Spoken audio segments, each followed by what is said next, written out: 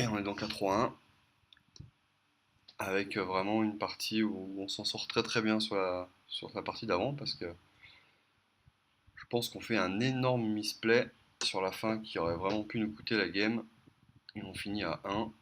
Bon, tant pis, perte et profit.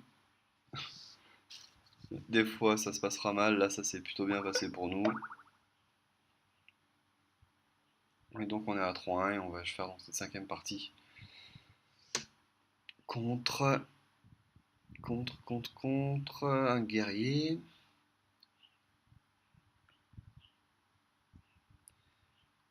Bon, on est très content d'avoir le pyromancien et le pistage. On va enlever le champion, on récupère un dragon. Bon, là, typiquement, on va enlever le pistage puisqu'on va pouvoir faire tour 1 pièce, une de ces deux cartes, et tour 2 enchaîner avec l'autre. Donc, oui, là, c'est très très bien. On n'a pas besoin du pistage du coup. On va toujours commencer par le dragon, je pense. Je pense qu'il faut toujours commencer par le dragon dans ce cas-là. Bon, bah, on met le pyromancien. J'aurais préféré. Ah, quoique c'est vrai que c'est guerrier, guerrier, guerrier, il peut nous faire.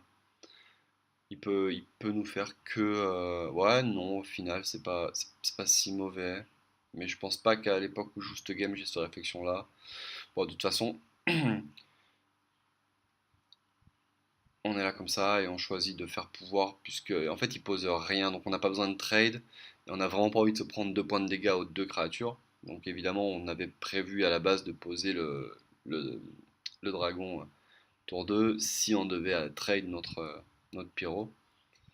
Ah, là, c'est un petit peu dommage parce qu'on n'a rien pour faire un point de dégâts à tout. Du coup, on attaque, on part tout simplement en mode dégâts à 100% et donc on pose la même que lui.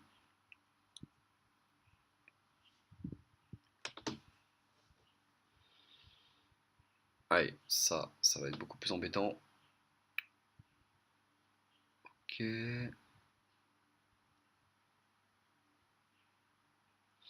Bon, il nous laisse choisir un petit peu ça, ok. Donc là, ça va pouvoir. On n'a pas trop de choix, il n'y a pas trop de commentaires à faire là. On décide de tuer évidemment la 3-3 plutôt que la 1. Surtout qu'au prochain tour, on a un tir explosif qui peut être assez dévastateur pour lui s'il décide de nous poser un Das Dingo, un truc comme ça. Bon, comme il décide de trade, ça va pas être possible. Ouh, va falloir éviter le bomber et on l'évite pas. Ah, on aurait vraiment préféré éviter le bomber là. Quel dommage.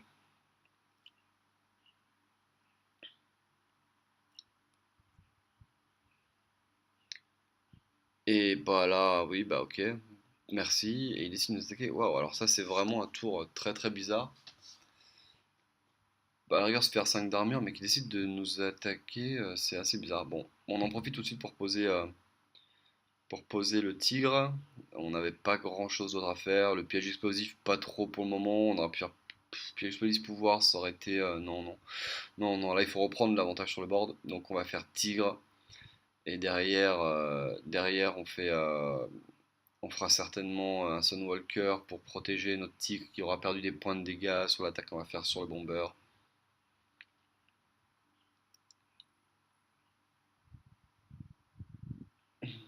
Il décide. Bon, là, il a très clairement une seconde arme. Il va nous poser une arme. Voilà, bon, ça c'est assez évident. Bon, on fait ce qu'on avait prévu. Voilà, hop. Bon, par contre, je décide de continuer à attaquer le héros. C'est.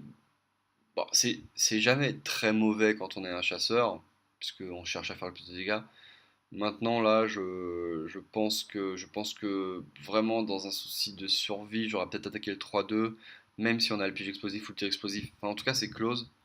Bah, en fait, ce qu'on veut vraiment là, de toute façon, c'est qu'il pose une créature et qu'on commence à faire notre choix sur ce qu'on va faire en sort, parce que là, ah ouais, ouais, voilà, du coup, il nous la tue.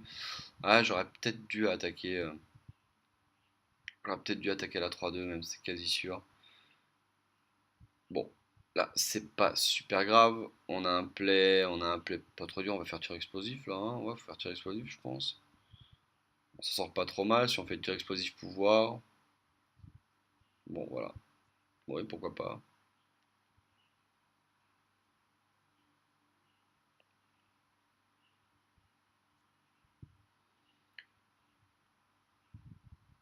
C'est toujours intéressant de faire des points de dégâts comme ça parce que là, on voit qu'il a une arme et il va plus trop pouvoir se permettre de s'en servir. Parce que déjà, à la 14, il est vraiment dans la zone rouge.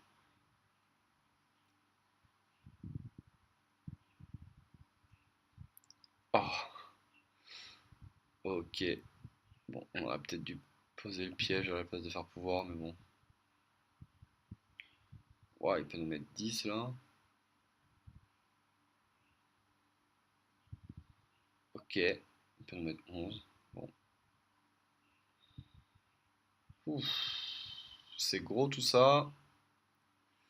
Il va falloir poser de toute manière le piège explosif.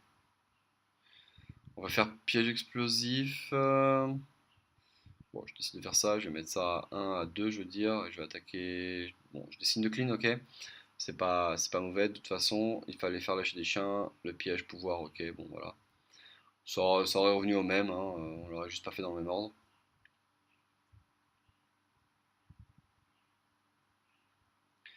Il faut surtout pas se prendre Argus là. Oh, il nous remonte. Ah, il joue bien. Oui, c'est bien joué. Il sauve ça 5-2. C'est bien joué.